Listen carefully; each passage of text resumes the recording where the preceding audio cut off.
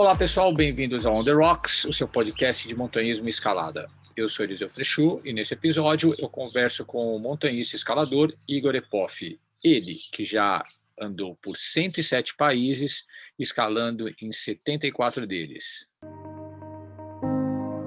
Rocks é uma nova marca de roupas para esportes outdoor que já nasceu com mais de 30 anos de experiência. Nossas peças são desenvolvidas por montanhistas, com foco na versatilidade de uso, liberdade de movimentos e conforto dos tecidos. Acesse rocks.com.br e permita-se essa liberdade. Rocks é R-O-C-X.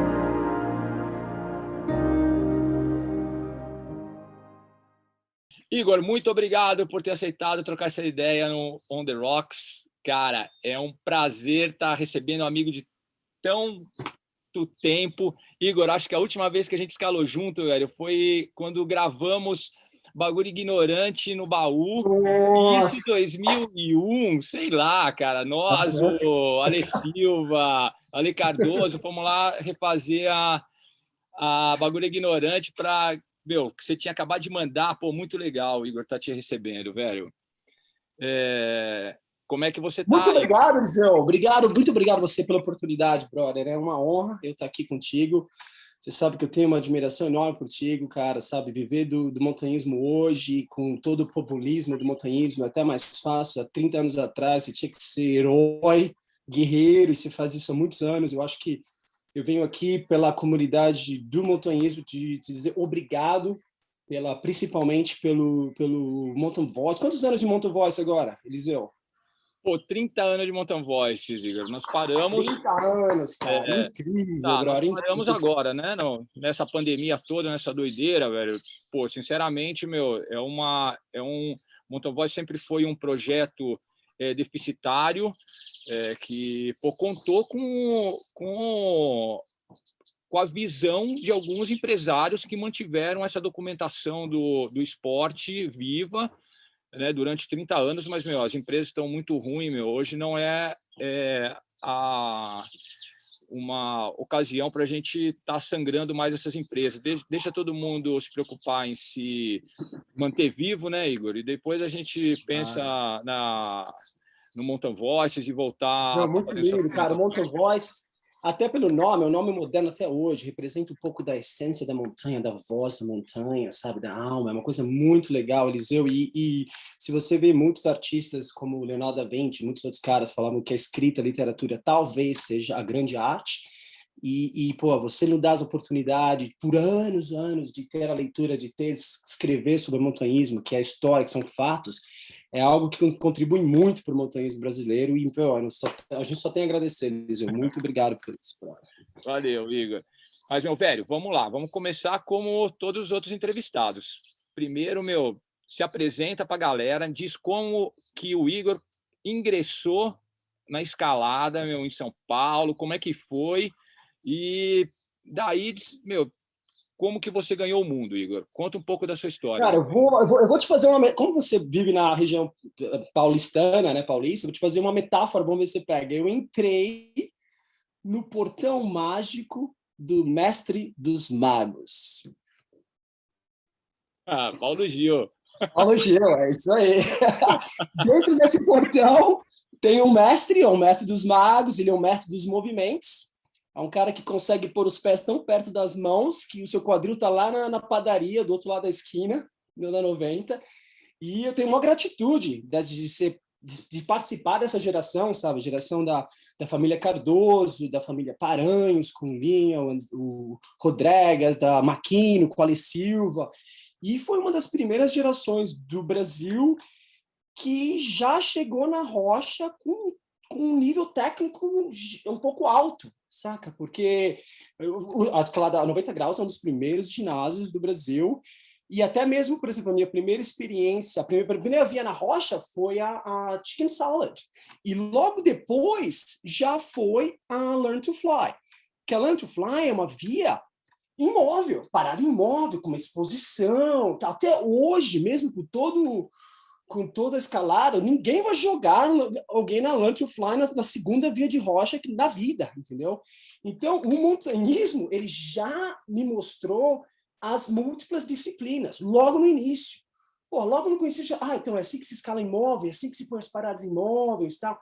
E eu acho que nesses 27 anos de montanhismo, foi meio que uma linha linear. Essa questão, você põe uma barra de nível de montanhismo e tempo, agora com a alta montanha, com as escaladas de big wall, com escaladas se aperfeiçoando mais no boa, se aperfeiçoando mais na esportiva, e é uma coisa que vai se desenvolvendo linear, mesmo que você não esteja tão forte quanto eu era adolescente, eu acho que com a experiência, com a bagagem que você tem, você consegue ainda ter grandes performances na montanha, o que é incrível para o montanhismo, eu acho. E aí começou assim, então eu comecei a viajar muito pelo Brasil, né, para vários lugares do Brasil, experimentar a escalada, praticamente escalada esportiva, 11 anos de competição, e se eu tiver que definir as competições em uma palavra, eu defini amigos. Eu acho que eu acabei fazendo muitos amigos na competindo e ajuda muito hoje. E assim comecei, aí escalando muito no Brasil, por ali e tal, competindo também, e depois comecei a ficar meio assim, nos últimos anos da universidade, me formei em Geofísica, em São Paulo, e aí já não aguentava mais essa insegurança do Brasil, né, cara, essa questão de sempre estar olhando as suas costas, aí preocupado com seus bens e tal, e nos últimos anos da universidade eu já estava, poxa, preciso sair, cara, preciso sair para outro lugar, uma coisa que me deixa mais me dê mais tranquilidade e tal, e acabei migrando para a Austrália, há quase 18 anos atrás, que eu quero falar um pouco da Austrália também, comparar a escalada da Austrália com o Brasil mais para frente um pouco, e aí comecei, né, com aquela vida de imigrante na Austrália, lavando prato, mesmo com diploma de geofísica na USP, lavando prato e garçom, tudo mais, e graças a Deus consegui depois a residência e peguei a geofísica, né, que é uma paixão tão grande quanto a escalada, e aí começou a deslanchar a geofísica por muito tempo, e aí no final comecei a fazer um trabalho que era nos últimos 14 anos, era um trabalho de 8 semanas trabalhando direto e 8 semanas de férias. 8 semanas trabalhando, às vezes passava 10 semanas trabalhando, 10 semanas de férias, 12 e tal. E aí, com essa oportunidade, e quando eu terminava essas 2 semanas de trabalho, eu tinha direito a uma passagem para qualquer lugar do mundo que seja mais barato que Sydney, na Austrália. Mas Sydney, geograficamente, Sydney, na Austrália, é muito longe. Toda essa passagem custa $1.000, $2.000. E depois de uns 4 anos na companhia, ele falou, cara, pega qualquer lugar do mundo, você fala para onde você quer ir e vai, entendeu? E eu falei, porra, irado, beleza, temos aí, para onde que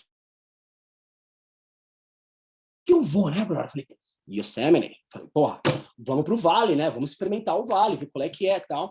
E aí cheguei na embaixada dos Estados Unidos aqui em Sydney para aplicar para um visto. Cheguei lá com Lobotomia 2 e com a revista Headwall. Cheguei lá, os caras, pô, mas você só tem $2.000 na conta, aí você não pode ir para os Estados Unidos. E aí eles me recusaram o visto para os Estados Unidos. Falei, caralho, que porra, meu irmão, não vou poder ir agora.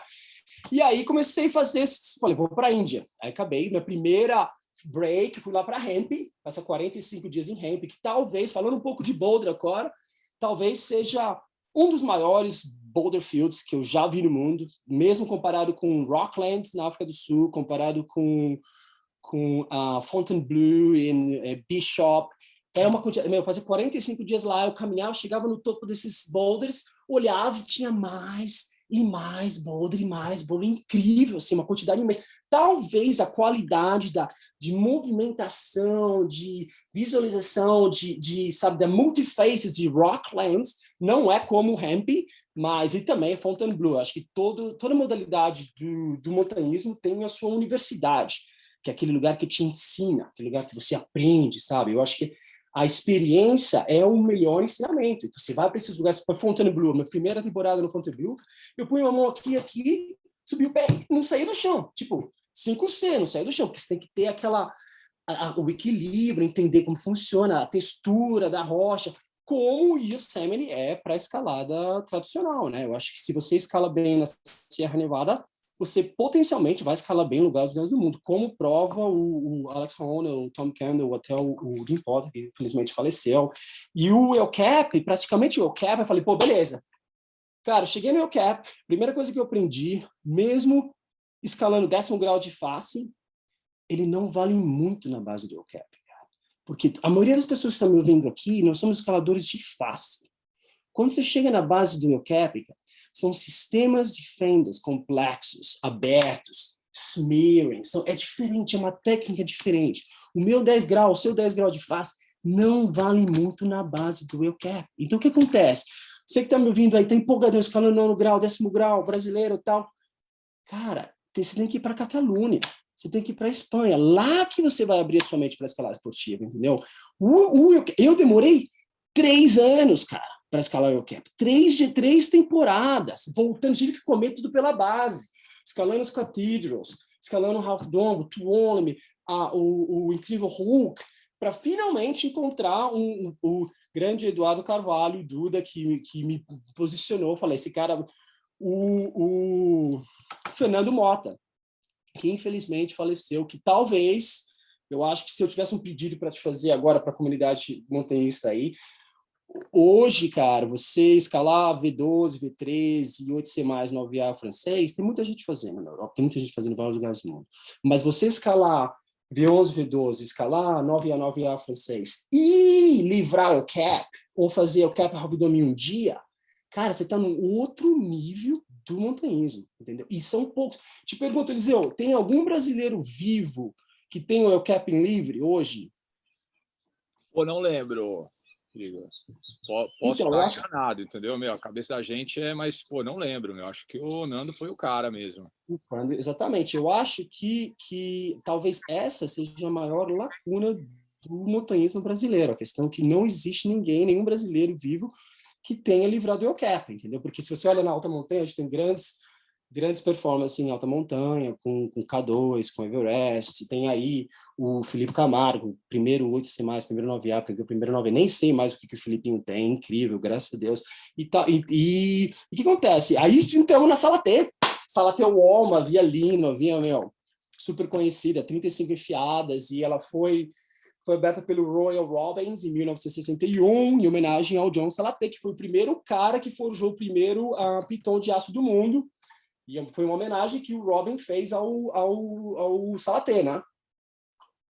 E aí tocamos Free Press, as primeiras 10 enfiadas da Salaté. Cara, nós entramos na Salaté às 9 da noite, na sexta-feira. Escalamos toda sexta à noite, sábado de manhã.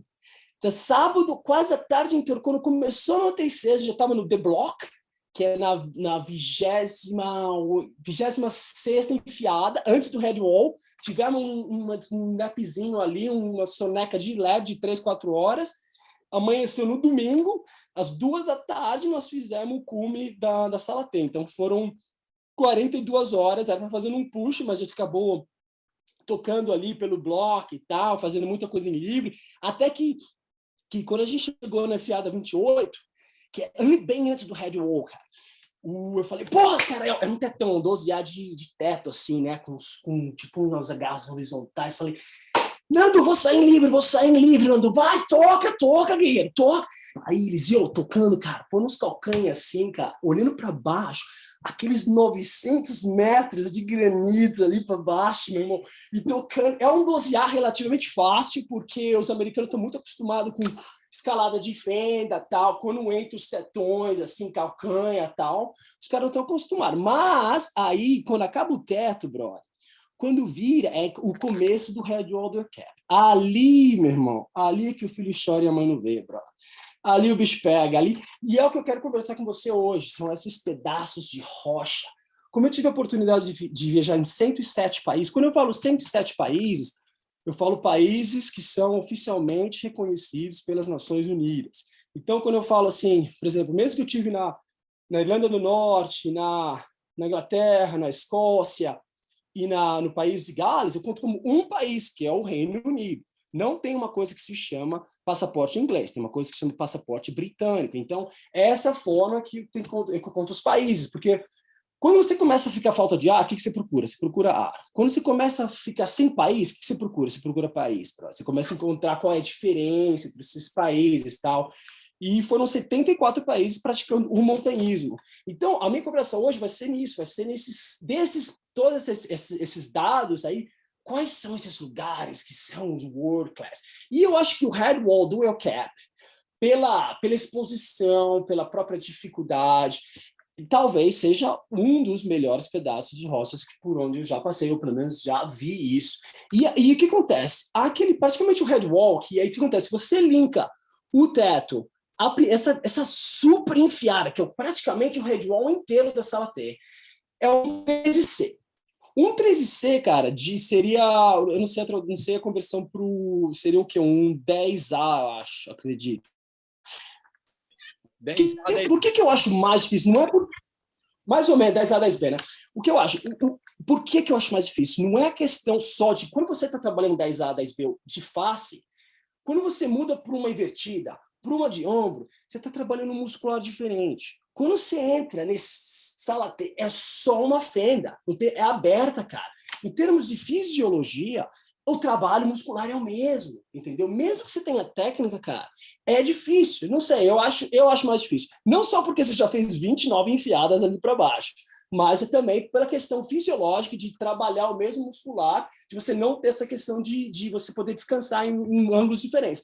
Mas o aprendizado no El Cap é incrível, sabe? Não só... Outra coisa que me ensinou muito foi escalar à noite. Nós temos que ser realistas. Se nós não somos um Alex Honnold, se nós não somos um Tom Kendall ou anything, se você quer escalar uma montanha de 1.000 metros, cara, você vai ter que ter uma empreitada de 36 horas ou mais, cara, sabe?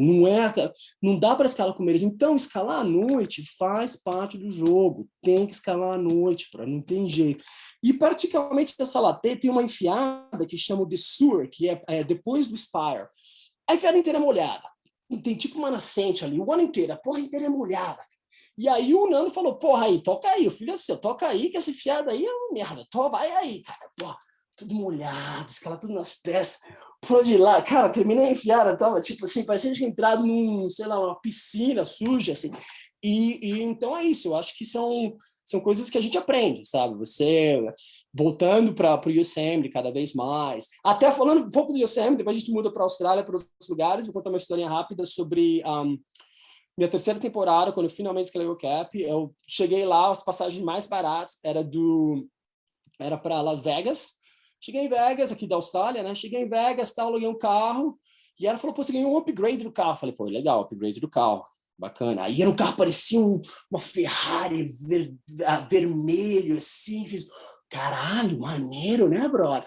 E aí, uma roubada, tive que gastar um monte de gasolina nesses carros esportivos lá, acabei ficando 50 dias, nem precisava disso.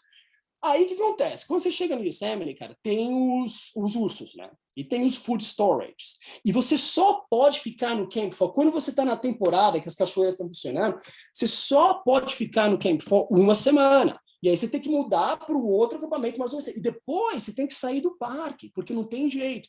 E, pô, nós como montanhistas, a gente sabe que 2 semanas não é suficiente para você poder entender, aprender a escalar no vale. Você precisa de muito mais, né? Só que você tem que sair. E você pode fazer uns acampamentos, tentar fazer um acampamento, mas os ursos são animais extraordinários, cara. Eles têm um olfato fora de série. Você só pode acampar se você achar o food storage. Se você não tem um food storage, fica muito difícil para você guardar sua comida, porque os ursos são animais fortíssimos, eles põem as unhas assim Você sabe muito bem disso, né, Eliseu? Eu estou falando para as outras pessoas. Ele põe as unhas assim na borda do carro, dobra toda a porta e entra.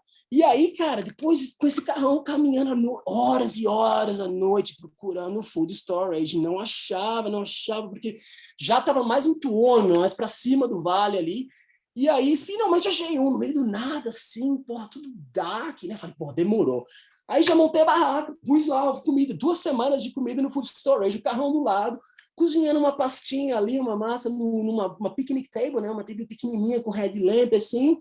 Cara, o urso chega por trás e não ataca, ele dá uma bundada, deu uma bundada assim, a bundada foi suficiente para me pôr no chão.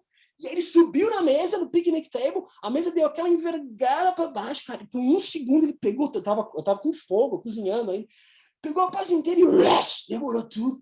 Aí olhou para mim, olhou para o food storage que estava aberto, já saltou ali no food storage, cara, pegou uma can, né, uma lata de beans, de feijão, amassou a parada inteira e já começou a comer. E eu no chão ali, né, cara? Caraca, meu irmão. Quando eu estava trabalhando na Líbia com um canadense, ele falou, pô, se você vê um urso, se você é atacado por um urso e tal, você tem que ficar maior. Você tem que ficar maior, tem que ficar grande do que ele. E alto, falar alto, gritar. Falei assim, caralho. Aí eu fui lá na minha barraca, peguei o tamarest, sabe, aquela colchãozinho ali, enrolei o colchãozinho, pus na minha cabeça, subi em cima da mesa de piquenique e fiz um berrando assim. Cara, o urso parecia um... Sabe quando o cachorro fica com medo e se dobra assim, se retorce? O ursão se retorceu todo, baixou e vazou. Aí fiz um... Caralho, meu irmão, tô Tarzan aqui, né, brother? Tô dominando. E aí eu conseguia ver os olhos dele à noite, né? Quando eu jogava o Red Lamp, eu via os dois olhinhos. Comecei a jogar rocha, assim, cara. E fechei o food storage, fechei o carrão. E falei, porra, cara, eu não tenho um lugar para ir, cara. Falei, Ursão, escuta aqui, brother. Eu vim aqui para escalar o cap, cara. E nem que eu tenha que brigar com o urso, meu irmão. Eu vou escalar esse cap. E aí, falei, vou dormir sem água, sem nada. Subi na barraca lá, tal. À noite, umas 2 da manhã, eu senti que ele veio de novo. Não sei, a barraca era pequena. Não sei porque ele veio tão perto. Senti ele me encostando assim. E aí nunca mais vi o urso. Talvez tenha sido uma das maiores experiências de contatos com os animais, tal. E essa coisa acontece, cara, são parte do desenvolvimento, né? O vale, ele tem o seu lado glorioso de você subir as montanhas, mas tem um outro lado de toda a fiscalização, de todos os ranges, tal, que é controlado, que é algo que você tem que saber lidar, tem que saber eu sinto que existe uma diferença muito grande nos parques nacionais e nos parques estaduais dos Estados Unidos, entendeu? Os parques estaduais, eles são mais tranquilos, os ranges são mais tranquilos, os nacionais, eles são controlados, as leis são federais, é muito mais complicado e é uma coisa que ajuda muito. Mas essa parte foi a parte do Yosemite, né?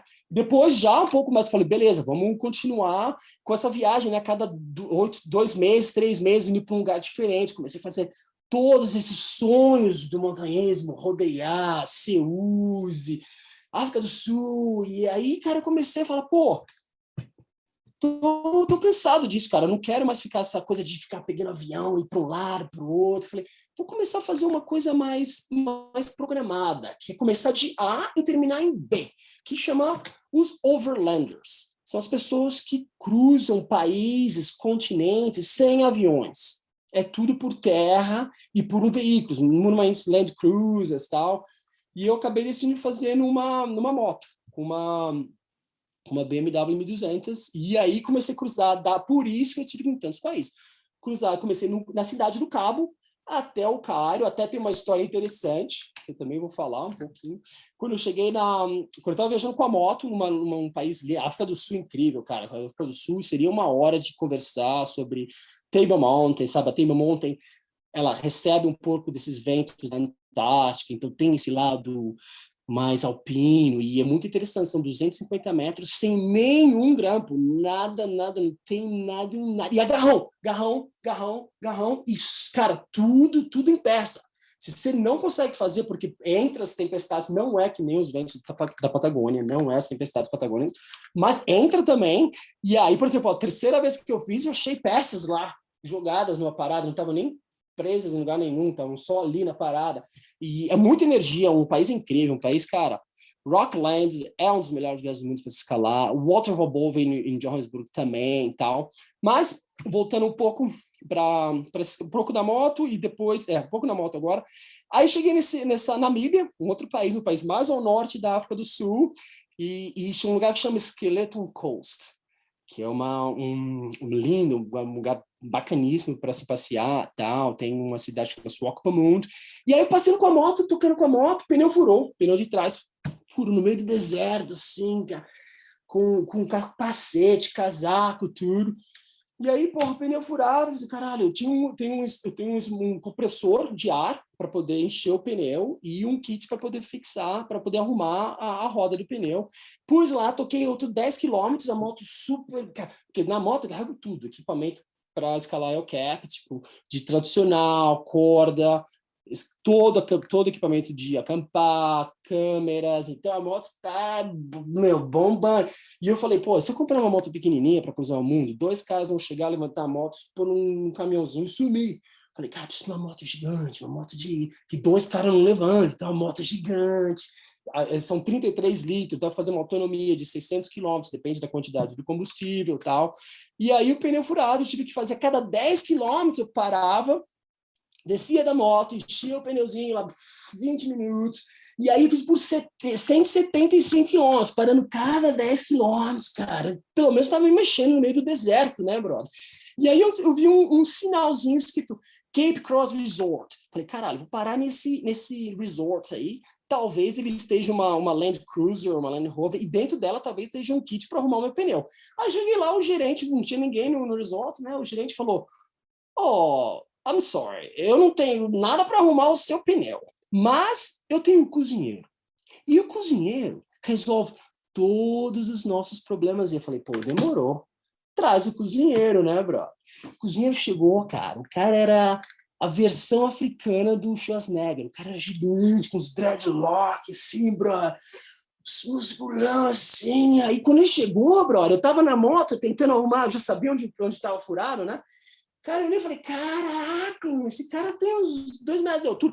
Aí ele falou pra mim, nice bike. Eu falei, beleza, bro. O cozinheiro, o que você vai fazer? Ele falou, do you have a condom? Eu falei, o quê? Ele falou, você tem uma camisinha? Eu falei, caralho, camisinha.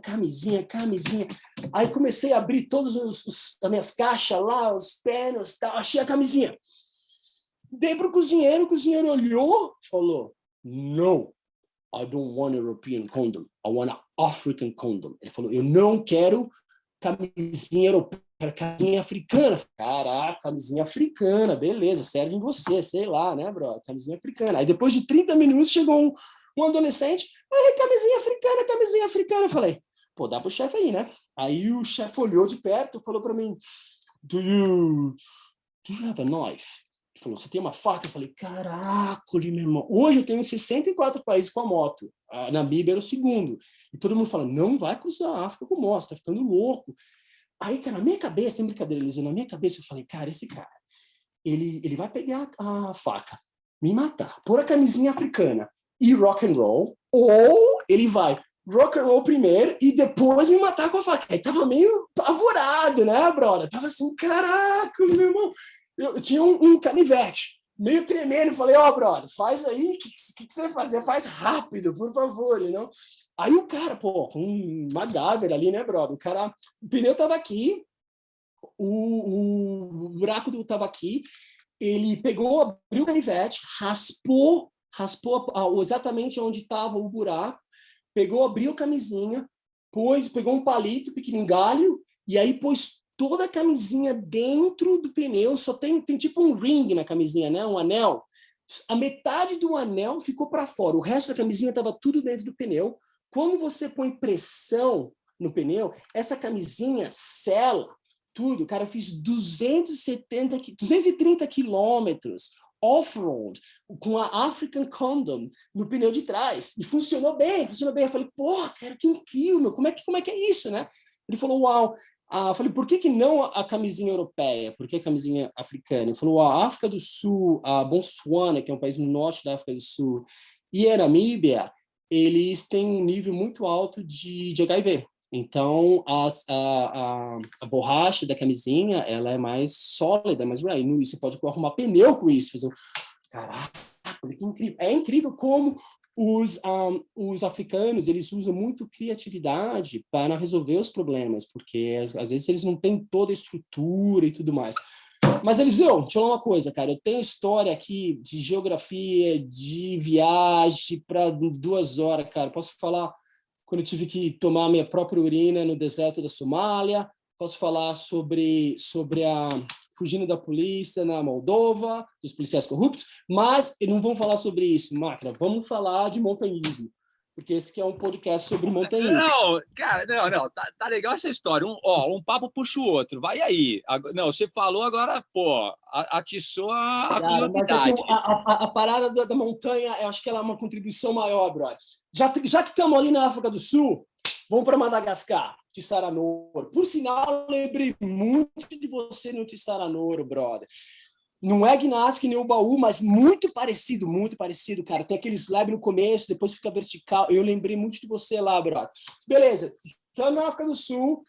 Aí eu tive 6 vezes na África do Sul, graças a Deus, 2 vezes a trabalho, 4 vezes para surfar, escalar e tudo mais. E aí eu sabia do Madagascar. O problema é o seguinte, Lisão, quando você viaja 20 países por ano, cara, você não consegue planejar muito, não tem aquela coisa, sabe? Eu admiro muito você, cara, você fala, pô, vamos escalar no Mali. Você planeja, você pega os melhores comparsas, você tem, sabe, melhores equipamentos, ou planejado, cara, isso funciona muito bem. Eu faço exatamente o oposto, cara, eu não consigo, brother. Eu tenho que chegar chegando no sapatinho, comendo tudo pela borda ali e tal, vendo qual é que é. Aí eu falei, pô, eu já sabia que o Tissaranoro era uma montanha de 800 metros no Madagascar, mas não sabia muito mais coisa disso. Aí eu já estava na minha 4ª temporada lá na África do Sul, falei, pô, vou conhecer Madagascar e esse lugar aí, né, o Tissaranoro. Aí, pô, antes de comprar, eu comprei a passagem, logo depois, eu dei um Google, assim, rápido, Climbing Madagascar. Aí apareceu uma cidade lá, Diego Soares. Falei, beleza, é lá que nós vamos, é ali que está escalada. Cheguei na cidade de Antananarivo, essa é a capital do Madagascar. O Madagascar é um país único, principalmente pelos animais, pelos lemures, pelos sifacas. E é um país pobre, é um país muito pobre. Agora, falando um pouco de geografia, a maioria é um país que não tem tantos turistas quando a gente pensa, porque a gente vê lá, ó, Madagascar, sabe, porra, o filme que ficou famoso e tal, mas não tem tantos turistas. Eles cobram os preços em euros. A maioria dos hotéis ou das pousadas, ou tudo que está relacionado com turismo em Madagascar, eles são gerenciados por belgas, franceses. Todo o dinheiro que os poucos turistas põem em Madagascar vão direto para bancos na Europa, não ficam no país, então é um pouco uma crítica ao turismo do Madagascar, mas voltando no lado do montanhismo. Aí, o que aconteceu? Eu cheguei lá, pô, demorou quase um dia e meio para alugar um carro, porque tinha que ser um carro com guia, com driver. Eu falei, não, pô, sozinho e tal. E aí começamos a tocar, finalmente, depois de quase 2 dias, quase $2.000 para alugar o carro. Alugamos o carro, aí estava eu com a Marina Veronese, uma brasileira também, e aí começamos a tocar para essa cidade de Diego Soares, que era mais ou menos uns 1.000 quilômetros para o norte. Chegamos lá na noite de Natal, porra, tinha tipo 6 viazinhas, cara. Era uma falésia minúscula, uma falésia com 6 vias no calcário, mais ou menos. Lá, o que acontece? Eu não fiz o Google correto, brother. Eu puxei uma cidade de Diego Soares, mas o Antananarivo, o Tissaranoro, é só tipo meio-dia de viagem para o sul de Antananarivo. Então eu acabei fazendo o país inteiro ali, errôneo, mas foi bom, porque deu para aprender sobre o país, um pouco da cultura, tal, não sei o quê.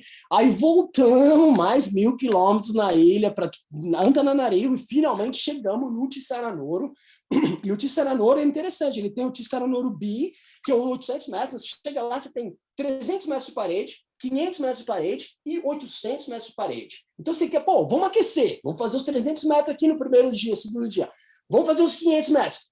Vamos para o paredão, vamos para os 800 metros. Então, e muito parecido com o baú, cara. Você escala bem no baú, você vai escalar bem no Tissaranoro. E aí, cara, era uma temporada de chuva, estava difícil. A gente começou a tocar uma via que chama Vazimba, foi aberta por sul-africanos. Acho que é um 7B francês. E aí, cara, quando começou, a gente pegou os primeiros 300 metros, era tipo um positivão. Chegamos nesse positivão, continuamos tocando na parte vertical, e aí começou a chover. Eliseu, chover muito, cara. Caindo, a parada virou uma cachoeira, cara. Virou, tipo, quase 500 metros de cachoeira, Eliseu. E você não conseguir escalar uma montanha, tudo bem, acontece, cara. A montanha tá lá, sabe? Você vai voltar uma outra vez, pode ser por questões climáticas. Mas você não conseguir descer de uma montanha, aí, para mim, nesses 27 anos de montanhismo, aconteceram 2 vezes, uma na Patagônia e essa que eu estou contando agora. É algo marcante, é algo frustrante, porque você olha para o seu parceiro e você fala, cara, eu não sei como descer daqui. Isso aí, cara, se você nunca passou por isso, não passe, porque é algo É algo que te mostra, na verdade, todo montanhismo, toda escalada, toda vez que você não consegue fazer uma via, ou não consegue fazer uma montanha, uma alta montanha, uma escalada, é uma chance de aprendizado, ela está te mostrando as suas fraquezas, sabe? E para você se transformar uma montanhista melhor, você tem que identificar as suas fraquezas. Se você vê os melhores escaladores do mundo, cara, eles têm algo em comum, o poder de observação, entendeu? A percepção, cara, é conhecimento. Então, por exemplo, tipo, de escalar com Alex Honnold na China, com grandes escaladores, com Linha, com muitos caras aí, o Charme, e eles têm isso, cara, eles têm essa questão de observar. Então, se você quer se transformar num escalador melhor, num montanhista melhor, você tem que se observar, é muito importante. Mas voltando para Madagascar, começou a chover, cara, gigante, parada bombando ali, aí a gente fizemos um rapel, acho que foram 3 rapéis. Quando eu estava no 4º rapel, ainda 300 metros de altura, brother. Tinha 2 cordas de 60. Uma das cordas prendeu. E aí, cara, na base, a gente estava exatamente aonde faz os 500 metros com os 300. Então, a gente estava na parada, bem nos slab ali, bro. Eliseu, a waterfall, a cachoeira, estava explodindo na nossa parada. Cara, eu não estava acreditando, mas eu estava morrendo afogado na montanha, cara. E eu estou acostumado com pressão hidrostática. Pode sofrer Hawaii, Pipeline, muitas vezes na Indonésia, aqui na Austrália, toda semana. E aquela coisa... Cara, eu não estava conseguindo respirar, Eliseu. Aí eu falei para a Marina, ó, pega essa corda, tudo muito rápido, pega essa corda de 60 e desce para a esquerda, fixa ela, e desce e vai jogando para o lado da cachoeira. E eu tinha, tipo, a 30 metros de qual eu estava preso, eu tinha mais 30 metros. Falei, cara, eu vou fixar esse 30 e se Deus quiser, eu fico fora da cachoeira. Então a cachoeira ficou no meio, a gente foi descendo, um jogou para um lado, um jogou para o outro. Como bom brasileiro, eu sabia que ela ia passar, entendeu? Essa cachoeira não ia ficar lá o dia todo. E a gente de lado, assim, cara, meio que puxando a corda ao máximo, aquela coisa explodindo na parada. E aí, graças a Deus, quando passou, a gente voltou, escalei de novo, tirei onde a corda estava presa e tal. E aí descemos do Tissananoro, né? Foram 5 tentativas, não fizemos cume porque chovia muito, era uma época difícil, mas, como eu te falei, eu acho que é sempre um aprendizado, né, brother? Sempre essas coisas acontecem, é muito importante, é como na Patagônia, sabe, cara? Você, como alta montanha também, você ter os equipamentos certos ajuda, equipamentos leves e tudo mais, também é uma parte importante. A gente tinha todos os Gore-Tex, a gente poderia ficar lá por mais tempo, se fosse necessário, e tudo mais. Então, essa parte do Madagascar, que como eu te falei, lembrei muito de você lá. E aí, continuando tocando na viagem, com a moto, que é uma coisa, tipo, incrível, né, brother? Uma dos maiores desafios de você viajar o mundo sem aviões, com seu próprio transporte, não são os vistos, na verdade. São a importação do veículo. Você trazer esse carro, essa moto para dentro do país, é aí que eu gasto mais dinheiro, é aí que as partes mais complicadas, com toda a burocracia dos países diferentes, mas é uma experiência de viajante, principalmente porque a primeira experiência que você tem no país, ela é uma cidade pequena, não é uma capital. Então, você está meio fora desse lance de turismo de chegou com o avião, aterrissou, pegou o táxi, foi pro hotel. Você não tem nada disso, entendeu? Então, é uma experiência muito gratificante também. E com tudo, com essa... E aí, tocando, né, lugares lindos, como a Sinai, no Egito, mas o Wadi Rum, na Jordânia, sabe, que é um lifetime of climbing também. Falando um pouco do Wadi Rum, que é um arenito na Jordânia, um lugar que já filmaram vários filmes, várias coisas lá, tal. Quando eu estava lá, 4 semanas antes, 3 franceses morreram porque a estação inteira caiu. Então, as rochas não são das melhores qualidades. Uma coisa que a galera precisa observar é o seguinte, tem até que o Yuval Harari, que é um escritor judeu, fala muito sobre isso, ele fala que para você experimentar alguma coisa, você tem que ter a sensibilidade necessária. Para você desenvolver essa sensibilidade, você tem que ter experiência. Então, por exemplo, ouvindo lá o podcast do Peter, quando ele falou a escalada no Rio de Janeiro esportiva não é boa. É meio chocante. Mas por quê? Ele tem razão. Por quê? Porque quando você olha a escalada na esportiva nu, onde ele vive, por exemplo, na Catalunha, que é o World Class, que são as coisas, você já tem experiência, você cria sensibilidade para poder fazer esse comentário. Então, quando eu falo, pô, o arenito do Wadi Rum não é bom, entendeu? Aí as pessoas já me criticam, como assim não é bom, cara? Pô, eu fui lá e escalei, eu falei, pô, mas se você escalou 2 arenitos, um arenito ali no seu quintal, na sua casa, no seu país, sei lá, e outro em Wadi Rum, você vai achar bom. Mas se você escalou os arenitos do Arapolis, de Type Wall, escalou os arenitos de Utah, de outros lugares, cara, você criou a experiência para ter a sensibilidade de falar isso é bom, isso é ruim, entendeu? Claro que as pessoas têm experiências diferentes no mesmo locais. Falando um pouco, já que eu comentei um pouco de Utah, eu quero falar uma coisa. Eu até me arrependo um pouco de ter feito 3 temporadas no Yosemite e não ter ido para Indian Creek antes. Por quê? Porque Indian Creek, cara, se você quer, falando um pouco de tradicional, se você quiser escalar bem as fendas, cara, Estou falando sistemas de fendas. Quando eu falo assim, a galera fala, mas eu tenho uma fenda aqui no meu falésia e eu escalo bem ela. Eu falo, não estou falando de 30 metros de fenda, estou falando de sistemas de fendas complexos, 60 metros. Você escala para baixo, nem vê mais seu parceiro, bora, não está vendo nada, e continua escalando.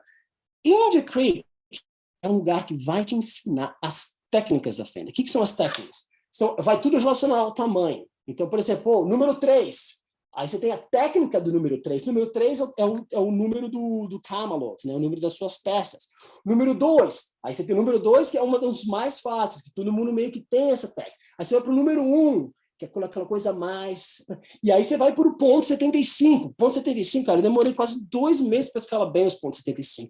E quando eu falo de Indian Creek, estou falando dos splinters, aquelas fendas perfeitas, cara. Eu estava trabalhando um 13C lá, de 14,75. 14 peças de 0,75. Um negócio, meu, gigante. E a técnica tem que fazer uns finger locks, que é aquela coisa que você põe e dá aquela... E aí mais uma aqui, e praticamente no pé também. Mas vale lembrar uma coisa importante. Se você só escala in the creek, você vai acostumar a escalar os splinters perfeitos. Quando eu falo perfeitos, são fendas perfeitas, que na real não existe tanto assim, entendeu? Quando você vai para o Vale, quando você vai na Sierra Nevada, até mesmo na Patagônia, elas nunca são os perfeitos fendas, elas são abertas, são direcionadas, roundadas, tem todos os tipos. Mas eu aconselho, para a galera que está me ouvindo aí, principalmente, se você quer escalar bem na Patagônia, porque nós tivemos muitas mortes na Patagônia, infelizmente, você tem que escalar rápido, você escala rápido, cara. É o único jeito. A janela abre, é o jeito de tocar. E se você quer aprender a escalar bem, escalar rápido, é Sierra Nevada, brother. É Califórnia. É ali que você vai escalar bem. Você escala The Needles, escala no Clear Hook, escala no Tuolumne. Se você consegue escalar bem, e é provado, cara. Sabe essa coisa de escalar aqui, vai escalar em qualquer lugar do mundo, vai surfar aqui, surfar lá. Eu meio que não acredito muito nisso. Mas se você vê os caras que conseguem... O que eu falo escalar bem no Vale? É escalar o El Cap em 24 horas. Se você consegue escalar o El Cap em 24 horas, você está preparado para grandes montanhas, cara. Pode ser no Paquistão, pode ser na Patagônia. E, claro que, pô, tem a questão econômica. É muito mais barato você ir para a Patagônia do que para os Estados Unidos, escalar na Serra Nevada. Mas eu aconselho para a galera que está me ouvindo aí, que está empolgada com o tradicional, vai para a Serra Nevada, cara, que é o local para você escalar.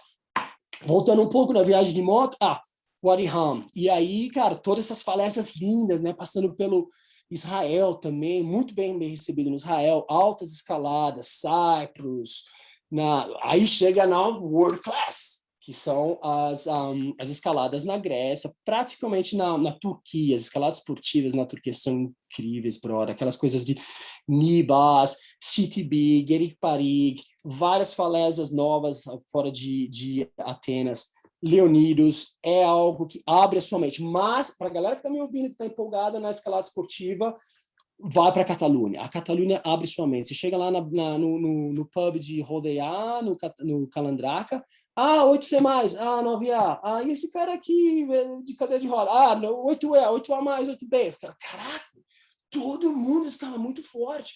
Então, ele meio que abre a sua mente para o que é a escalada esportiva. E é mérito dos espanhóis, não só por eles terem um país que propicia todas as cuevas, chamam das cuevas, as cuevas da Espanha, mas é mérito do Dani Andrade e companhia que souberam abrir as vias, entendeu? Abrir as vias bem, fizeram bem. Claro que tem toda a ética, né? A ética também de, pô, lá no Rodeiá tem a Corredor de la Morte, que o Crux é uma escalada de uma garra de plástico, né? Uma garra feita, mas hoje a Espanha talvez esteja os melhores escaladores esportivos do mundo, graças ao jeito como eles aproximaram o esporte, como eles fizeram, e vale a pena, galera. Então, você que está me ouvindo e está empolgado, Catalunha, Espanha também, que é muito a parte dos Pirineus, incrível também. E essa parte agora da Turquia e da Grécia, que vale também uma visita muito incrível, uma escalada atlética. Eu lembro que eu terminava em Kalymnos, cara, era o corpo inteiro, era perna, não era só, não é que nem Frankenjura, que você sente os dedos só, sabe? Você sente tudo, cara, ombro, perna. Então é uma escalada muito atlética, que também te ajuda muito. E aí, depois continua tocando, né, na viagem com todos esses países, Romênia tem umas escaladas incríveis também, que chama Bali Herculani, uma cachoeira bacana, Bulgária também. Fala um pouco da Rússia, brother. Uma história da Rússia. Rússia, o maior país do mundo, certo? São 11% do... Se você olha todo o planeta Terra, 11% é a Rússia. O segundo maior país do mundo é o Canadá. O Canadá tem 6,1% do planeta Terra. 6,1% contra 11%. Cara, é uma diferença imensa. A Rússia é gigante. Cara, graças a Deus, eu tive 8 vezes na Rússia. Desde 2009, os brasileiros são isentos de visto à Rússia por causa da reciprocidade mercantil entre os governos, que é muito bom, que é algo incrível para o país. Mas vou te falar, é uma afirmação um pouco forte, mas, cara, eu escalei praticamente todas as grandes falésias da Rússia, e a escalada da Rússia não é boa, uns 11%, cara. Não. Eu até brinco com meus amigos russos, se eu fosse roubaram a Crimeia da Ucrânia, porque as melhores escaladas da Rússia estão na Crimeia, praticamente nas escalas esportivas. Mas vale lembrar que tem o Monte Elbrus, a maior montanha da Rússia, a maior montanha da Europa, não é o Mont Blanc, é o Monte Elbrus, que são os 7 cumes, como muitos montanhistas sabem. A história que eu vou contar agora é da minha primeira alta montanha. Hoje, graças a Deus, eu tenho 3 5.000 em solitário, 6.000 em solitário e 7.000 em solitário. Por que eu vou em solitário, cara? Solitário, em alta montanha, é difícil, cara. Principalmente quando você chega lá, ninguém gosta de você. Por quê? Porque os caras da expedição, você está mostrando para os clientes deles que estão pagando thousands and thousands de dólares, e dizendo, pô, o cara está fazendo sozinho aqui, sem ajuda de nenhum animal, sem ajuda de nada. Os rangers, que são os caras que controlam os parques, também não gostam, porque você fala, pô, esse é outro suicida, esse é outro cara que a gente vai ter que resgatar aí no meio do nada sozinho. Então, você chegar no 7 cumes sozinho é muito difícil. Por que eu faço? Porque o Charles Darwin, ele não falou que o mais forte sobrevive, ele falou que o mais adaptável sobrevive. Então, eu acredito muito na adaptação da montanha. Chegando no sapatinho devagarzinho, e todas as altas montanhas que eu fiz, eu tenho primeiras sessões de boulder na base, entendeu?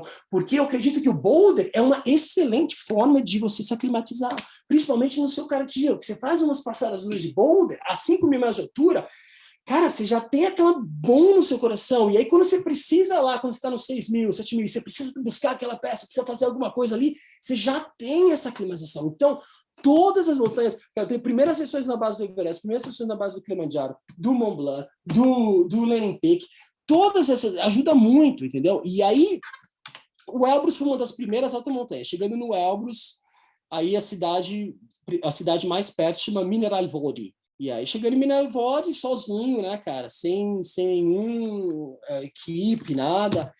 E aí, pô, tentando arranjar o acesso para o base camp, para chegar no acampamento base do Elbrus, né? E aí, conversando com o cara, tinha uma expedição britânica, tinha, sei lá, deviam ter uns 6 carros, e aí devia ter umas 15 pessoas. E aí eu consegui conversar com o Gavril Paruski, né? Eu aprendi a falar um pouco de russo, dessas 8 viagens à Rússia. E aí Comecei a conversar, cara, convenci o cara a me pôr no carro de comida da expedição britânica, que tinha, tinha uma cadeirinha lá que eu podia sentar, e eu tinha 2 mochilas, cara, eu tinha 2 mochilas, de 27 quilos, uma de 30, uma com comida e uma de equipamento, né? 2 mochilão, bro. Taquei os mochilão, 6 horas da manhã, taquei os mochilão dentro do carro, sentei ali e tal, fechou. São essas, tipo, essas Kombi soviéticas, eles chamam de Bukhara, que são os 4x4, são esses únicos que conseguem chegar na base do Elbrus, né? E aí, o líder da expedição, quando ele me viu dentro do carro, ele falou, o que esse cara tá fazendo aqui? Ele falou, e o motorista falou, pô, ele é um cara aí que tá querendo escalar sozinho e tal, e aí ele me pagou um pouquinho, ele só vai pegar uma carona. E o cara falou, não, é a minha expedição, isso aqui é meu show, não, tira ele. Se você levar ele, eu não pago para nenhum dos motoristas. Aí, brother, para eu foi algo assim, bem-vindo aos 7 cumes.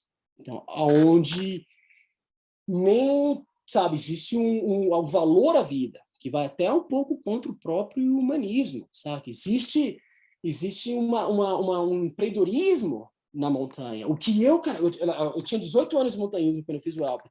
E eu fiquei meio chocado. Eu não acreditava que um escalador ia comprometer a escalada do outro escalador só por uma questão monetária, algo que não estava relacionado com a essência. E aí eu cheguei no cara e fiz Cara, pelo amor de Deus, brother. A próxima edição ia sair depois de uma semana. Na próxima segunda-feira, eu falei, cara, eu vim de um país que não tem nem neve, brother. Você tem que me deixar subir nessa combosa aí, cara. Não, por favor. Cara, não. Tira as mochilas. Tirou as 2 mochilas para fora, brother. Os combos entraram, todos os clientes entraram e aí começaram a tocar. E eu sentei. A Rússia tem os hotéis com umas escadarias grandes, bem soviéticas, tudo bem aberto, né? Tudo bem amplo. E eu sentava com as 2 mochilinhas ali na escadaria, cara, tipo, emocionado assim, com raiva, né, brother? E aí, quando eu vi a última luz de freio ali, da última combosa virando, cara, me deu uma luz, assim, quando o cara freou longe, cara, no final da rua, assim, caraca, eu vou escalar isso, pô, vou subir. Aí tinha uns taxistas, né, normal, assim, com uns ladinhas, falei, entrei no ladinha, falei, dá vai. É tipo, toca, segue aí de ladinha clássica, original, bro. Lada, com as mochilas na frente, eu meio atrás, no banco de trás, e falei, toca, segue as combosas aí, né, bro? E aí continua subindo. Só que chega uma hora que não dá mais, né, cara? O ladinha não aguenta o que a combosa vai nos 4x4, né, nos terrenos. Aí uma hora o motorista falou, niet! Eu falei, caraca, por que ele não quer? Ele falou, não, desce, acabou. Ele falou, daqui eu não posso ir mais. Aí o Elbrus, na real, comigo começou 2 dias antes do base camp, porque aí eu tirei essas 2 mochilas, cargueiras gigantes, e chovendo, garoando, assim, bem leve, né, brother? Eu, caraca, tem que carregar uma mochila. E 2 dias antes de chegar no base camp. Aí carregava uma mochila, voltava, pegava outra e ia devagarzinho, né? Climatizando, na verdade, era até bom pro Elbrus. E aí passou um caminhão, quando eu tava com as 2 mochilas, passou um caminhão e o cara, joga aí, né, bro? Aí eu já, lancei uma mochila, não via o que tinha do lado do caminhão. Joguei a outra mochila. Quando eu me joguei, Eliseu, dentro do caminhão, bro, tinha tipo uns 1 centímetro, cara, de piche, que eles estavam construindo a rodovia, bro. Essas cargueiras me afundaram nesse piche, bro. Não conseguia tirar, cara. Eu não conseguia levantar, cara. Eu não conseguia tirar a mochila do chão, bro. Porque ela grudou, as 2 grudou numa forma. Aí eu fiz caraca, meu irmão, isso aqui tá morto. Aí eles pararam, eles não iam até o Elbrus, não iam até a base do Elbrus. Eles me pararam, eu falei, vem aqui, me ajuda aqui, cara, pra tirar, não consigo mexer as mochilas. Aí tiramos as mochilas, aí vem a parte mais difícil. Aí quase joguei a toalha. Finalmente cheguei no base camp do Elbrus, né? E aí, cara, hoje, quando eu vou fazer uma ascensão em solitário em alta montanha, eu carrego uma barraca desenvolvida pelo Uli Stack, que é um escalador que infelizmente faleceu no Everest também. Eu uso muito a linha de montanhismo do Uli Stack. Então, essa barraca é uma de 1,4 quilos, cara. Single layer, chama Direct 2. da Mountain Hardwear, e é uma barraca que eu posso pôr no topo do Everest, se eu precisar dormir no topo do Everest, que não é impossível, mas é uma barraca que você pode pôr em qualquer lugar do mundo. Então, hoje eu uso umas barracas muito mais, uma tecnologia muito melhor do que eu fazia antigamente nas altas montanhas. E como o Elbrus foi a primeira alta montanha sozinho, solitário, bicho, minha barraca era muito pequena. Foram 3 dias, Eliseu, levando tapa, cara, levando tapa. Quando o vento bateu na barraca, bro, deitar assim, tapão por 3 dias, cara. Eu tava quase give up, tava quase, falei, não, já não dá, agora já deu. Aí o tempo melhorou, graças a Deus. Eu chegando no campo 3, tocando o sistema clássico, porque a maioria das montanhas no mundo, de alta montanha, quando elas são muito pesadas. Então, a base delas é onde estão as crevasses. É a base, até mesmo no Everest, do Camp Base para o Camp One, é uma das partes mais perigosas, não lidando com altitude, mas lidando com a técnica das crevasses, passar elas. Então, fazendo sozinho, eu tinha que me ancorar, passar, voltar, principalmente nas primeiras partes da montanha. Depois, fiz cume do Elbrus amarradão. Na volta, adivinha que eu encontro? O cara que não me deixou entrar na Combosa. E ele estava subindo ainda, como ele tem uma expedição e tal. Mas o que acontece, cara? Quando você está fora do Brasil, como brasileiro, você carrega a bandeirinha do Brasil o tempo todo, né, brother? Então, eu já tinha visto o cume também, tava amarradão, né? Voltando, pá. E aí eu podia dar um esculacho no cara, porque os caras perguntaram como que foi e tal, como foi o cume. Mas aí eu dei um tapa de pelica, né, brother? Fiz was excellent, man. You can just go away, carry on. Tipo, mostrando um pouco de ética, né, cara? Eu acho que a ética no montanhismo, ela nos ensina um pouco de humanismo também. E é importante, até mesmo Sócrates dizia, tem 2 tipos de ética, tem a ética absoluta e a ética relativa. Eu acho que o montanhismo está muito relacionado com a ética absoluta. O que é isso? Está errado, não é para fazer.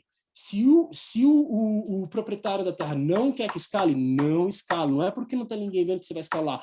Se o cara que fala não pode bater chapa, não bate chapa, entendeu? Eu acho que o montanhismo, ele tem essa coisa de nos ensinar um pouco dessa ética, desse valor ao próximo, dessa essência, o que é muito bom, cara, isso é muito legal. Então, eu meio que dei esse lado, falei, pô, para que eu vou discutir com um cara aqui nessa montanha linda, tal, descendo do cume, e amarradão, tal, passou, mas eu quero dizer uma coisa também, falando de alta montanha, uma coisa que muito escalador, tipo, se você escala esportiva a sua vida inteira, ou tradicional, acho que uma coisa que eu senti uma grande diferença na alta montanha é a interação com a montanha. O que quer dizer? A minha vida inteira, eu sempre ia escalar numa falésia, pegava um carro e voltava para um lugar, para uma base, um acampamento, coisa. Quando você fica 20 dias, tipo, Lenin Peak no Kirguistão, eu demorei 20 dias para escalar ele. Cara, a interação, você 20 dias sentando na montanha, entrando e vindo, inteirando, é algo que a escalada esportiva, e até a escalada de Big Wall, talvez não lhe dá. Até mesmo quando eu voltei no Aconcagua, o Aconcagua também me demorou, acho que 18 dias, em solitário. Quando eu voltei, eu vi um carro, caraca, o que é isso, sabe? Você tem uma estranhada, então você tem uma outra interação com a montanha que vale a pena. Todo mundo está me ouvindo aí, que nunca fez a alta montanha, vai fazer, mesmo que seja escala esportiva há muitos anos, vai fazer, cara, porque é algo que te mostra um outro lado do montanhismo, algo que também é muito interessante. Lidar com altitude, com ar rarefeito, também é algo que você tem que aprender. Algumas pessoas são melhores que outras, tem um pouco da genética, tem um pouco de como você se alimenta, como você se move, tal. Não é necessariamente que você seja um maratonista, que você vai conseguir subir o Everest em sem oxigênio, tem várias outras variáveis ali, mas falando dos 7 cumes, o que eu falei agora talvez tenha sido uma certa crítica ao 7 cume, mas o que eu quero falar de montanhista para montanhistas, o que eu quero dizer é o seguinte: nós temos que defender o Sagamanta, que é a maior montanha do mundo. Todo mundo, o cara que está aí na internet comendo rosquinha, criticando o Everest, que tem corpo, realmente, tem uma expedição, uma certa exploração comercial nisso, tem um certo... tem pessoas que não são montanhistas verdadeiros, mas se nós, montanhistas, não defendemos a montanha, não advogamos ao Everest, e eu vou te falar, eu tive 2 vezes na base do Everest, a minha segunda vez no Khumbu Valley, que é o Vale do Everest. A minha ideia, como eu sempre tive essa essa fascinação em combinar as múltiplas disciplinas do montanhismo. A minha ideia lá na segunda temporada era fazer um V7 a 5.000. Então, eu fiquei quase, quando foram 50 dias no Khumbu Valley, Nanche Bazar, escalando, abrindo os quase V5, V7, achando e tentando escalar. Então, eu tenho essa coisa de querer escalar, de combinar essas multifacetas da montanha. Né? Então, eu peço para que as pessoas... Se você a experiência, ela é conhecimento. Então, se você... Porque eu ouço muito de escaladores esportivos em geral. Everest, pô, uma merda, não quero escalar aquilo lá. Cara, eu acho que a gente deveria ter um... E te falar, o Khumbu Valley é lindo, cara, é lindo. O Nutsi, o Lhotse, o Amada Blanc, o Gokya Valley do outro lado, sabe? Eu acho que... Eu não estou dizendo para falar bem, mas eu estou dizendo para talvez experimente isso e aí cria sua opinião, sabe? A opinião, ela não é conhecimento, a ciência é conhecimento. Então, é isso que, nessa questão da alta montanha, né? E você vai melhorando, a alta montanha também é algo fascinante. Agora, falar um pouco Austrália, são quase 20 anos aqui na Austrália, brother. Austrália, eu acho que a montanha, no geral, a falésia, os lugares onde você vai, eles ensinam os escaladores, eles moldam os escaladores. Por exemplo, você vê Caxias do Sul, a Grutas, é um berço de grandes escaladores do Brasil. Por quê? Está muito relacionado também que você vai escalar lá no começo já é um tetão, assim. Então, você cria aquela tensão corporal, você cria a questão de coisa, você já molda os escaladores. Aqui na Austrália, aconteceu uma coisa interessante, é muito arenito. Muito arenito. E os arenitos das Blue Mountains, ele é tão soft, é tão macio, que é claro que você tem que bater bolt lá. Os arenitos de Arapiles e Grampians são sólidos, são compactados. Então, é claro que você vai pôr peça lá. Então, sabe essa rixa que existe entre o escalador esportivo e o escalador tradicional, que existe em muitos lugares do mundo? Na Austrália não tem muito isso, cara. Não tem, porque a Rocha ensinou os escaladores. Falou, pô, é óbvio que você vai pôr bolts aqui, é óbvio que você vai bater chapas aqui. E a escalada, assim, falando dos world classes, o Arapiles, cara, o Arapiles e o Taipan Wall realmente são lugares incríveis do mundo. O que é tão especial no Arapiles? Praticamente o Arapiles, onde tem o Punks in the Gym, do Wolfgang Gullit. O Arapiles é um dos bons lugares do mundo que você escala tradicional, você põe um Camalo 2 e aí você toca para um Rio Hook num tetão. Então é aquele mix de escalada esportiva, escalada atlética, com escalada em peça. Porque a maioria das vezes, quando você vai escalar peça, é tudo fendona, vai tocando e põe aqui e tal. Por sinal, voltando um pouco para o Yosemite, os melhores escaladores que eu escalei no Vale eram os americanos e até o jeito como se põe a peça, cara. O cara ele não tira a peça da cadeirinha e vai pôr lá em cima. Muito tempo. O cara não põe aqui embaixo, ele tira a peça e já põe direto. E faz até barulho quando entra na frente. Faz... Sabe? Voltando para Arápolis, então, é magia. E, cara, você vai chegando perto, quando você olha o Arapiles de longe, parece tipo um morro. Você fala, porra, sério, eu vim aqui para a Austrália só para ver esse morro, esse morro. Quando você vai chegando perto, aquelas multifacetas vão se criando, se formando, cara. É algo incrível, realmente vale a pena. E Taipan Wall, cara, Taipan Wall, não tem nem o que falar. Tem uma via lá que chama de Serpentine. The Serpentine é um 9C, e na década de 80, eles considerava como a melhor enfiada do mundo. Eu acho que aí é uma afirmação muito delicada, a melhor enfiada do mundo. É muito difícil dizer, existem vários lugares do mundo, várias rochas do mundo, as pessoas têm, é subjetivo, entendeu? Mas estava como a melhor enfiada do mundo. E graças a Deus eu tive a oportunidade de escalar a Serpentine, foram 4 tentativas para fazer o Red Point,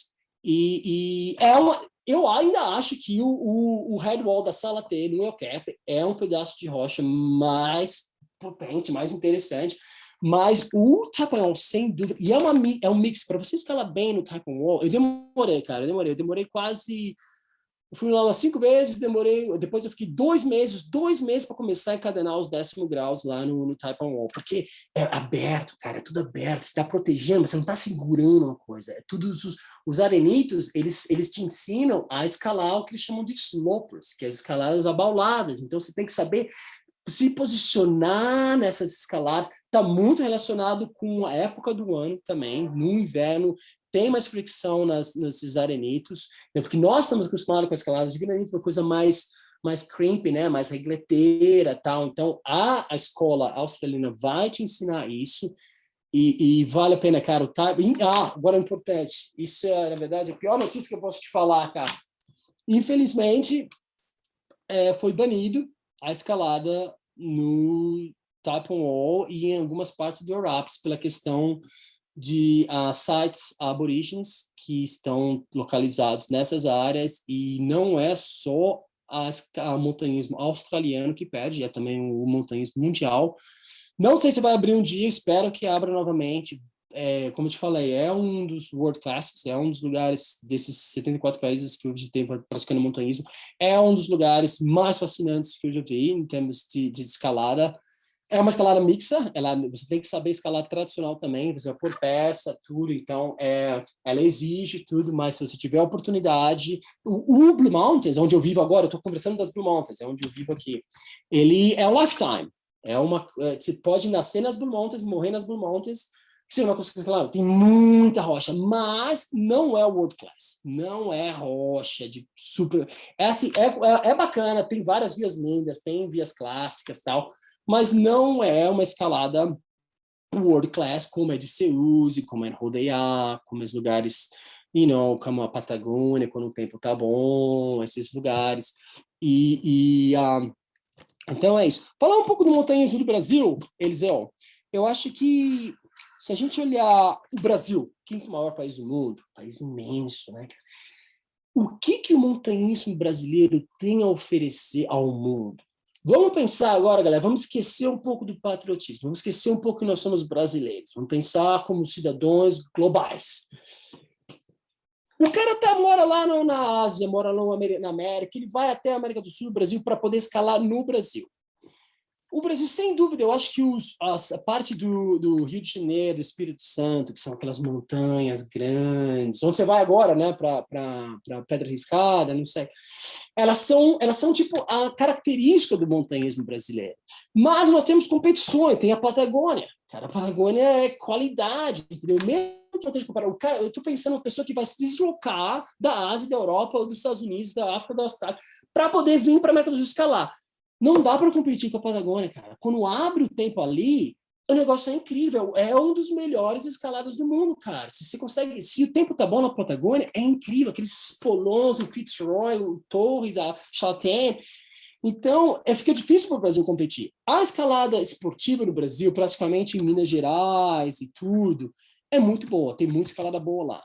Mas quando comparada com a Catalunha, com outros países, é muito difícil. Também não vai dar para a gente poder competir com isso. Eu acho que talvez, isso é opinião, não é conhecimento. Eu acho que uma das maiores diferenciais, o que o Brasil tem a oferecer, que é diferente, é único, são os campos de boulders, cara.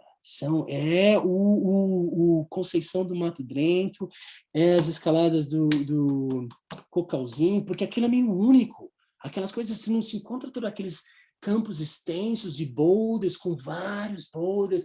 Eu acredito que talvez essa seja uma dos únicos diferenciais da escalada do montanhismo brasileiro, que o Brasil tem para fazer. Mas não estou dizendo que os outros não sejam bons. Também tem muita escalada. O Brasil é incrível. Como eu te falei, o quinto maior país do mundo, tal. E vale muito a pena, entendeu? Escalar, sem dúvida. Eu anotei aqui, a gente falou um pouco do Léo, do Olympique, falando da Rússia. Vou falar dos diamantes, vou falar do Irã. E posso falar do Irã rapidinho? Manda bala. Vou falar, infelizmente não vai dar para falar sobre todos os world class que eu queria falar, principalmente umas escaladas na Irlanda, lá na Noruega e tal. Vamos falar dos diamantes, que são esses lugares que ninguém fala, ninguém vê, não aparece na mídia, eles são perto de world class. Primeiro, Irã, galera, Irã. Irã tem muita rocha, e rocha boa, e rocha boa. Tem um lugar que chama, lembra esse nome? Bisotum. Bisotum. Ele está mais ou menos a umas 4 horas de Tehran, que chama Kermanshah.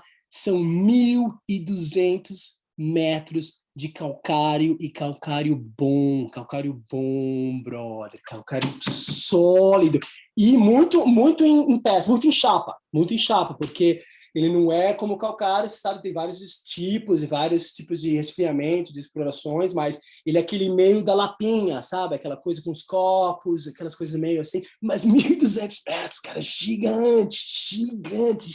Tem refúgio para dormir lá, tem uns lugares que você pode dormir mais ou menos nos platôs, assim. Isso que eu achei legal, por exemplo, das Big Walls, como o Half Dome. Você fez a Northwest Regular do Half Dome antes de colapsar, né?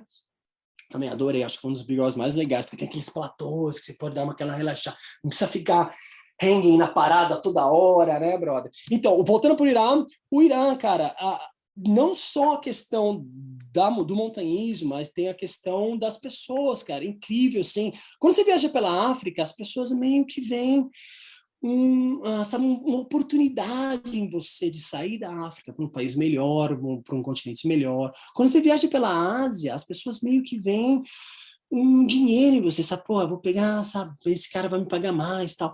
Cara, quando você viaja pelo Irã, no Irã é uma etnia que a sua presença preenche deles com uma essência de felicidade tão grande, cara, que sei lá, eu sempre falo assim, pô, você entra no Irã, você se sente você vira uma celebridade, cara. Eu tive, tipo, corte do cabelo de graça, arrumar a moto de graça, um monte de falafel sanduíche de graça. Não só por isso que o Irã é legal, mas as pessoas, elas têm sei lá, uma essência tão bacana de se mostrar, de se apresentar a você como uma etnia, como uma cultura, e é algo incrível, cara. É um país que sofreu muito com as sanctions, principalmente os americanos. O Rial, que chama Rial, que é a moeda local do Irã, ele perdeu 4% quatro vezes o valor.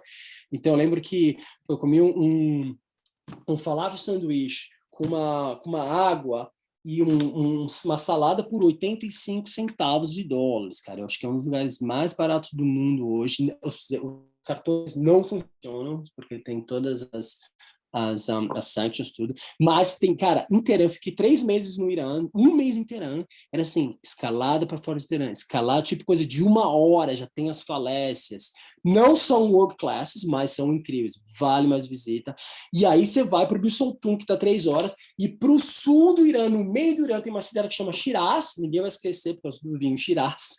Altas escaladas lá também, altos, tem tetos, cara, vários negativos, muitos escaladores, cara. Parece que não. Eu tinha que fazer fila em Teherã para poder escalar. Mas é porque tem aquela coisa, né? Aquela questão do islamismo, tem aquela coisa as mulheres não podem escalar no mesmo dia que os homens escalam. Entendeu? Então tem dias do ginásio para os homens e dias para os mulheres. O que não é bom para o esporte, porque a miscigenação, o fato que as mulheres escalam com os homens, você se aprende mais. Eu acho que o esporte se enriquece com isso. Mas muita gente, eles têm um dos escaladores mais velozes do mundo, eu acho que tem. Então tem muita escalada de velocidade também. Vale muito uma visita. Não forget Bisotum em Irã. E aí outros diamantes que são interessantes na Irlanda do Norte, cara, tem o Fairhead também, que isso é tradicional, escalada tradicional, também vale uma visita. Tem um lugar na Eslováquia que chama Sulov. Esse também é um diamante que não aparece. Vale lembrar uma coisa aqui a cidade de Sydney, na Austrália, tem 2.000 boulders dentro da cidade. Potencial para 4.000. E são boulders bons, tudo de arenito também, os abaulados. Não aparece na mídia internacional, não é um Fontainebleau, não é um Bishop, não é um Ecotanks, mas vale uma visita também. E que mais? Como eu te falei, a Bulgária tem a Vatsa e Karlovo, e a Romênia, o Bale Herculano, como eu comentei anteriormente, também vale uma escalada. Tem muitos lugares. a Sinai, como eu te falei, no Egito também vale muito. Tem esses lugares que eles não são tão conhecidos, eles não são tão desenvolvidos, assim, você não vai encontrar assim, aqui uma equipe, você não vai encontrar muitos escaladores e tal, mas eles te ensinam também. Eu acho que o importante, galera, quando você viaja para um lugar novo para escalar tal, é importante, como eu te falei, aquela questão de observar tal, você tem que identificar o que aquele local pode te ensinar. Entendeu? Então, se você vai para Fontainebleau, pô, você não vai ficar fazendo tetão. Fontainebleau te dá aquela coisa da aderência, daquela movimentação reta, tal. Então, você identificar o que você pode aprender nesses locais é crucial para que você se torne um escalador melhor, entendeu? Por exemplo, você vai para os Estados Unidos, claro, tem escalada esportiva também, pô, o Smith Rocks, Red River Gorge, tem vários, mas é tradicional, cara. A Sierra Nevada vai te ensinar você a ser um escalador tradicional melhor. Então, vai escalar tradicional lá. Então, não adianta tentar, pô, vou lá para Yosemite e só vou fazer boulder. Não estou dizendo que os boulders não são bons em Yosemite, tem muitos boulders bons também, mas eu acho que você aprende mais se você for para as paredes, porque aquele ambiente te ensina mais isso, entendeu? Então, para qualquer lugar que você esteja no mundo, quando você chega lá, observa, vê o que a escola tem para te oferecer, e aí você aprende com isso, cara, assim que você se torna melhor, entendeu? E falando um pouco mais, te lembrar mais alguma coisa, brother, deixa eu ver se eu não tenho. Eliseu, tem alguma pergunta aí, máquina, para falar? Velho, eu tenho, Igor. Boa. Olha só, elenca 3 itens essenciais, quer seja, que a pessoa tem que levar, quer seja que a pessoa tem que ser ou aceitar para estar viajando pelo mundo, escalando de uma forma legal. 3 coisas.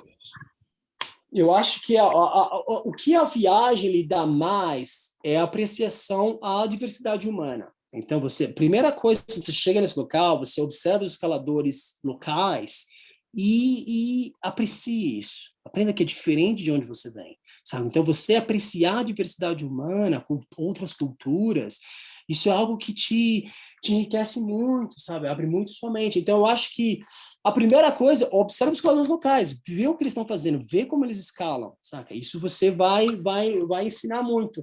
A outra coisa, como eu falei, é entender o que a escola tem a oferecer. O que é melhor dessa escola? Essa escola é melhor de vertical? Essa escola é melhor de buracos? Essa escola me dá uma base? Porque isso não acontece, Eliseu, como eu tenho essa ideia de se desenvolver como não só como escalador de bolo, como escalador ativo. Por exemplo, eu acordo de manhã, eu não falo, pô, hoje eu vou escalar o 10B. Eu falo, hoje eu vou ser um montanhista melhor, saca? Eu acho que essa é a minha meta todo dia. Por exemplo, quando você acabou de ir para Portero Chico, né? Quando eu estava lá em Portero Chico, uns 3 anos atrás, fiz era um inverno rigoroso, pesado, cara. E aí tava tipo menos 20 graus, e tinha 120 escaladores lá, cara, era antes da pandemia e tal. Então, tava todo mundo dentro. Aí eu acordei de manhã, tava menos 20 graus, na minha mente, é claro que eu vou escalar, cara. Porra, menos 20 graus a 10 minutinhos do carro é um treinamento gigante para Paquistão, para Patagônia, para outros lugares. Então, essa ideia voltando à sua pergunta, eu acho que se você consegue falar, pô, essa escola, essa cultura vai me ensinar isso, é isso que eu vou trazer para casa como montanhista, eu acho que isso, se você conseguir identificar isso, é bom também. E que mais? Não sei, brother. Eu acho que são 3 coisas que você falou, né? Em termos de equipamento, cara, eu sempre falo, nunca sai de casa sem água, headlamp e Gore-Tex, ou jacket. Não importa para onde você está indo, sabe? Você está indo para uma falésia, está indo para um boulderzinho, água, Gore-Tex e headlamp. Aí você está bem, tá tranquilo. Aprende que escalar, não fica com medo na noite, galera. Escalar à noite faz... O Brasil eles estão acostumados, porque é muito quente, os boulders eles escalam muito à noite e tal. E eu acho que a parceria, né, brother? O sharing, você dividir o seu tempo. Eu acho que isso é importante também, com quem você está escolhendo seu parceiro. Eu acho que até mesmo a escalada alpina, a gente meio que brinca que tem 3 regras. São 3 regras, que a primeira regra é seja amigo do seu companheiro. Porque você vai ficar horas nas barracas com ele, você vai ficar horas nessas covas de gelo, ou não seja. Então, eu acho que uma relação... E se você lê os livros, você sabe que existem relações, expedições milionárias que quebraram por puro relacionamento, sabe? Hoje em dia, em qualquer ambiente, não só ambiente de montanha, mas ambiente de corporação, 50% é o seu know-how, your knowledge, your experience, o outro 50% é o seu relacionamento, é como você lidar com seus clientes, como você lidar com seus supervisores, com seus trabalhadores, com tudo mais. Então, eu acho que essa é a primeira regra da escalada alpina, e eu acho que funciona muito bem. A segunda é não se machuque. Essa é importante também, porque não existe montanha no mundo que vale uma vida, entendeu? Então, você tem que se cuidar, tem que saber para onde você está indo, observar bem, principalmente quando você está cansado. E a terceira regra é faça o cume. Essa é meio que uma brincadeira das 3 regras da alta montanha, que eu acho que funciona muito bem, na verdade, elas são bem aplicáveis quando você está num ambiente alpino e tudo mais. Então, eu acho que a interação com seus companheiros, com quem você está escalando, eu acho que é uma coisa que é importante, você dividir o seu tempo, né? Você tem que sentir muita gratitude por dividir esse tempo com essa pessoa, nessas altas montanhas, nessas experiências e tudo mais. Mas, no geral, é isso. E vamos aí, né, Eliseu? Ô, Igor, velho, foi muito legal o papo, meu. Te agradeço demais, porque Obrigado, tenho certeza então. que, meu, você está motivando muita gente que às vezes tem o medo de botar o pé na estrada, velho, de sair sozinho, né, Igor? Pô, velho, conhecer Irã, cara, é um grande mito no Brasil. Cara, vou lá, meu, vou ser sequestrado, vou ser assaltado. Cara, de repente não é isso, meu. Vai lá, não vai lá ostentando, vai lá de boa, meu, conhece, se permita, né, meu? É isso. Total, Eliseu. E até, a verdade, os países que eu cruzei da África, que eram os mais pobres, eram os mais fáceis de viajar, porque as pessoas não tinham essa ganância de querer um telefone melhor, queriam eles quase não tinham eletricidade, não tinham nada, então foi mais fácil para eu viajar para lugares que são muito pobres, que as pessoas não têm essa ganância de querer ter algo melhor em casa, ter uma televisão melhor, do que países como, por exemplo, o Quênia, a Etiópia, que foram países que já são semi-desenvolvidos, e aí sim já acontece mais coisas, as pessoas já têm mais vontade de querer te assaltar, fazer uma coisa, mas o país como Burundi, Somália, esses países foram tranquilos, na real, porque as pessoas não têm essa mente, é muito da mente humana também, né, cara, de querer mais, tal. Mas tem razão, o Irã, eu tô vendendo o Irã pra galera aí, vai pro Irã, galera, vai pro Irã, que vale muito a escalada, e todo ao redor ali, a própria Geórgia, como eu te falava da escalada na Rússia, que não é tão boa pelo tamanho, se você olha as montanhas Caucasians, onde está o Elbrus, as melhores partes, como que chama em português Caucasian? Onde está o Elbrus? É Caucasian? Não. Não, Cáucasos. Cáucasos. Os Cáucasos, as melhores paredes dos Cáucasos não estão nem na Rússia, estão na Geórgia, que é o Monte Uzba e o Monte Kazbek. O Monte Uzba é considerado pela comunidade montanhista russa como o 4.000 mais difícil do mundo. Eu tive na base do Uzba, falei, esse eu não vou sozinho não, cara, esse aí eu preciso de parceiro, porque ele era meio, muitas geleiras, muitas placas, muitos glaciares para atravessar, tal. Então é isso, eu acho que é importante abrir sua mente para outros países, para outros locais, sabe? Faz o clássico, vai para a Catalunha, vai para a Sierra Nevada, experimenta a Patagônia humildemente, entendeu? E vai pro no final das contas, no Everest, né, que era onde estão as maiores montanhas do mundo, que vale uma visita também para toda essa parte dos Himalaias, dos 14.000, os 12.000 estão nos Himalaias. Os Himalaias é uma experiência incrível também, vale muito a pena visitar. A Índia, também não só por Hemp, Badami. Se você vai para a Índia, galera, não vai só para Hemp, Badami, que são 500 quilômetros de Hemp, incrível, talvez tão bom quanto Arapiles, compactado, arenito compactado, incrível, vale muito a pena também. É uma mistura de viagem cultural, né, pelos milhares de anos de história da Índia, e também a questão da própria escalada também, né? Tem vários outros aspectos aí. Pô, muito legal, Igor. Meu, muito obrigado, velho. Obrigado, Um grande Eliseu. abraço, velho. Valeu, Pô, brother. Tudo cara, de foi um bom. grande prazer, Igor. Tudo de bom, Obrigado, velho. brother. Valeu. Abração, Eliseu. Rox é uma nova marca de roupas para esportes outdoor que já nasceu com mais de 30 anos de experiência. Nossas peças são desenvolvidas por montanhistas, com foco na versatilidade de uso, liberdade de movimentos e conforto dos tecidos. Acesse rox.com.br e permita-se essa liberdade. Rox é ROCX.